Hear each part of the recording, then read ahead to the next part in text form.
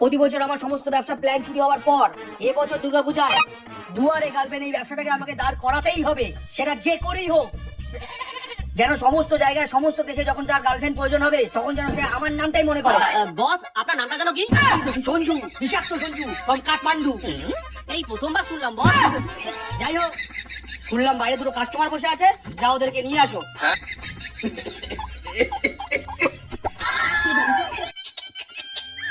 বলা, তুই কি প্রচারের কাগজে এজ লিমিট ছাপাসনি? এখন এই পুরোর জন্য ঠাকুমা খুঁজতে হবে। আরে খোঁজার কি দরকার বস? আপনার ঠাকুমা এখনো বেঁচে আছে না? দাদু, এখানে কোনো ঠাকুমা পাওয়া যায় না, এখানে শুধু ইয়ং ছেলেদের জন্য গার্লফ্রেন্ড পাওয়া যায়। আরে হালার গোলাগুলো, বুড়ো বয়সে বিমরতি বোঝোস না? না, সেটা ভালো মতনই বুঝি দাদু। তো বলো, তোমার উচ্চতা কত? 5 ফুট 6 ইঞ্চি। শরীরের উচ্চতা তো ঠিকই আছে বস। শুধু শরীরের না, ওইটার উচ্চতাও ভালোই আছে। তোর ঠাকুমারে জিজ্ঞাস।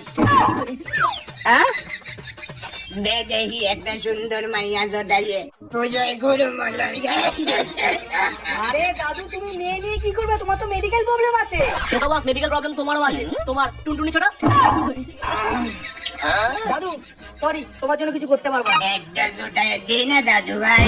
এই, তুমি বাড়ি যাবা না ঠাকুমাকে ডাকবো? এ বলা, ঠাকুমাকে ডাকতো। না না, ওই কাজটা করিস না। আমি যাইতেছি।